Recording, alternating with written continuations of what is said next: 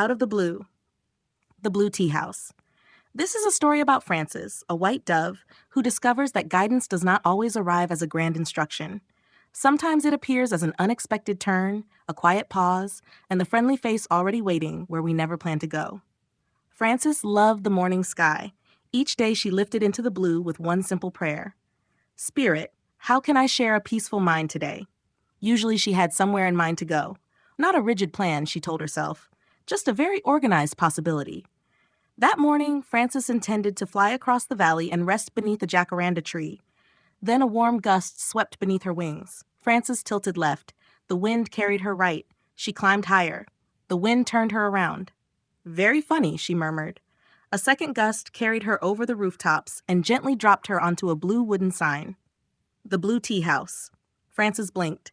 I did not plan this. From the courtyard came the clink of cups, low conversation, and the smell of cinnamon. A woman named Rosa stood beside a chalkboard menu, rubbing away yesterday's specials with a damp cloth. The board became perfectly blank. Frances stared at it. Tabula rasa. A clean slate. Rosa looked up at the dove. Well, hello there. Did you come for coffee or tea? Frances cocked her head. Rosa laughed. Maybe you're wiser than the rest of us. We spend half the morning deciding between things that don't matter. At one table, a man kept checking his watch. My meeting was supposed to start 20 minutes ago. Across from him, a woman stared into her untouched tea. I shouldn't have said what I said yesterday. Near the fountain, another guest scrolled through his phone. I need to figure out what happens next. Frances watched them. Yesterday. Next. Supposed to. Should have. The courtyard seemed crowded with moments that were not actually happening. She closed her eyes. For several breaths, she did nothing. No fixing, no planning, no figuring. Just listening. Then, out of the blue, the electricity went off. The music stopped. The blender stopped.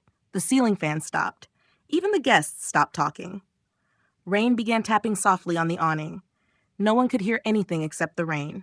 Rosa set down the cloth. Well, she said, apparently the universe has put us on silent. Someone laughed. Then another person laughed.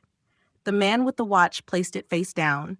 The woman with the cold tea looked across the table and said, I need to apologize instead of rehearsing my apology. The man with the phone slipped it into his pocket. I suppose the future can survive without me for 5 minutes. Rosa poured tea from a kettle still warm on the stove. Anyone? Hands went up. Coffee or tea suddenly seemed less important than the people receiving it. Frances fluttered from the sign to the empty chalkboard. Rosa watched her tiny feet cross the clean black surface. A blank board, Rosa said quietly. Maybe that's what this morning is asking for. The man with the watch smiled. No past appointment. The woman with the tea added, no future conversation. The man with the phone said, no plan B? Rosa grinned. Apparently we haven't even got plan A. Everyone laughed. Something softened.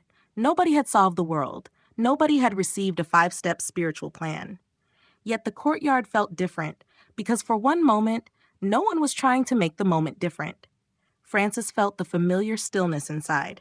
Spirit had not carried her away from her day. This was her day. A stranger pulled out a chair for another stranger. Someone shared a pastry. The woman who needed to apologize stepped outside and made the call. The man waiting for his meeting discovered the person at the next table knew the craftsman he had been trying to find. Connections appeared without being manufactured. Words came without rehearsal. Help arrived without announcing itself as help. Frances understood. The miracle was not that the wind had brought her to the correct place. The miracle was the willingness to stop insisting there had been an incorrect place. The power returned. The blender roared.